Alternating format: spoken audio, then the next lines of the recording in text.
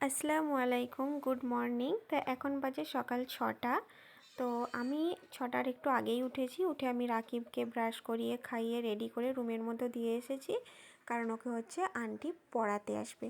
তো চলে এলাম ছাদে। ছাদে এসেই প্রথম কাজ হচ্ছে, আমি রাতে মটর ভিজিয়ে রেখেছিলাম। এই দেখো, মটর ভিজিয়ে রেখেছিলাম। এটাকে প্রথমে আমি সেদ্ধ করতে বসিয়ে দিই, কারণ আমি ঘুগনি করব। আর আজকে রাকিব হচ্ছে স্কুলে লুচি আর ঘুগনি নিয়ে যাবে, আর ওর পাপাও হচ্ছে ঘুগনি মানে সকালে খেয়ে যাবে, আবার আমাকে নিয়েও যেতে হবে 10টায় খাওয়ার জন্য। তো মটরটা সেদ্ধ করতে বসেই আমি চলে যাচ্ছি একটু ছাদে ঘুরে বেড়াতে। তো ছাদে ঘুরে বেড়ানোর একটাই উদ্দেশ্য হচ্ছে আমার ছাদ বাগান, ছোট হলেও আমার ছাদ বাগান।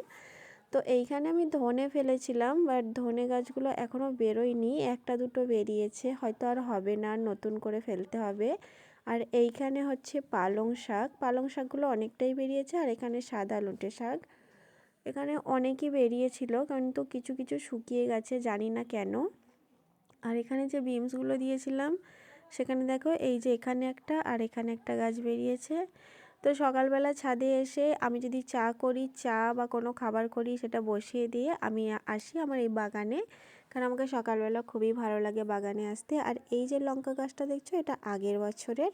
তো বাগান থেকে ঘুরে চলে এলাম রান্নার কাজে। তো এখানে দেখো মটরটা সেদ্ধ হয়ে গেছে, তাই আমি মটরটা সেদ্ধ হয়ে যাওয়ার পর আলু কেটে নিয়ে আমি ঘুগনিটা বসিয়ে দিচ্ছি।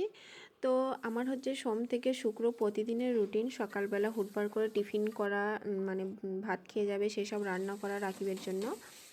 আর শনিবার হচ্ছে সকালে রাকিব ক্রিকেট খেলতে যায়, বিকালেও হচ্ছে ড্রয়িং করতে যায়, আবার রবিবার দিনও ক্রিকেট খেলতে যায়। তাই সারা সপ্তাহ আমার কাজের কোনো শেষ নেই। তো আজকে সিম্পল রান্না করব, বরবটি আলু তরকারি আর মুগ ডাল।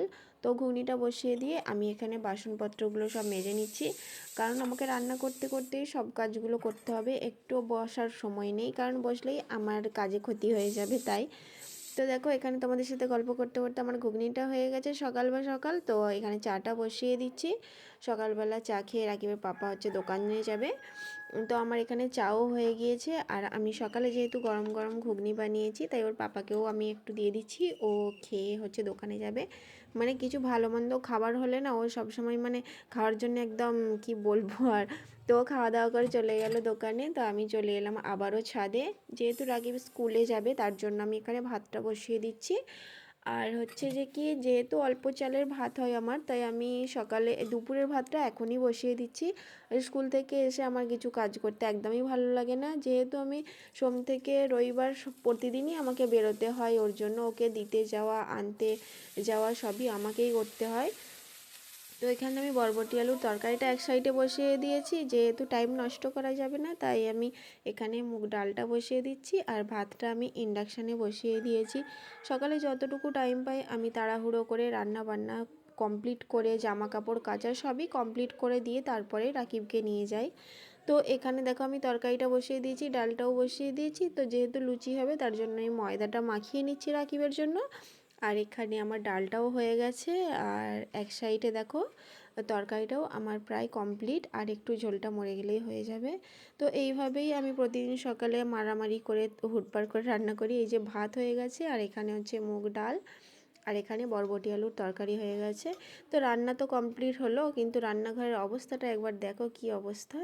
তো রান্নাঘরটা আমাকে তো পরিষ্কার করতে হবে, যেহেতু এখন 8:30 বাজে, এখনও হাতে সময় রয়েছে।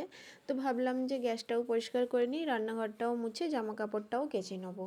তো আমি প্রতিদিন দুবেলা রান্না করার পরে গ্যাসের ওভেনটা আমি এইভাবেই পরিষ্কার করে রাখি।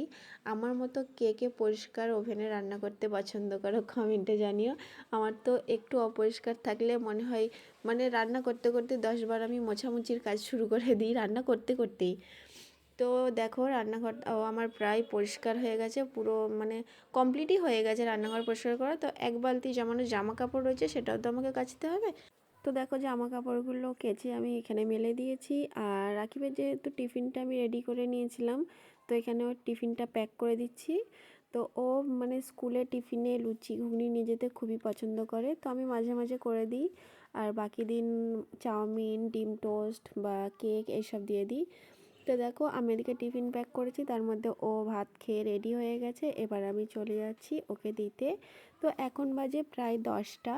তো আমি প্রথমে মায়েদের ওখানে যাব, কারণ মায়েদের বাড়ি আমার স্কুটি থাকে, ওখান থেকে আমি স্কুটিটা নিয়ে তারপরে ওকে স্কুলে দিয়ে আসবো।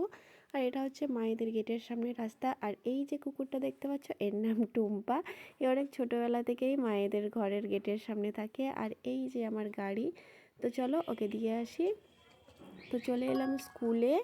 তো ওকে এবার আমি ওপরে তুলে দিচ্ছি। ওকে ওপরে তুলে দিয়েই আমি সোজা চলে যাব বাড়ি। তো স্কুটি চালাতে চালাতে তো আর ভিডিও করা যায় না, তাই আমি একদম বাড়ি গিয়ে তারপরে ভিডিওটা করব। তো বাড়িতে যাওয়ার পরও এখনও কিছু কাজ বাকি রয়েছে। তো আমি এবার চলে যাচ্ছি বাড়ি। তো দেখো চলে এলাম বাড়ি। বাড়িতে এসেই প্রথমেই একটু খুবই গরম হচ্ছে। তো প্রথমে একটু হাওয়া খেয়ে নেবো, তারপরে যাব আমার বারান্দার গাছ দেখতে।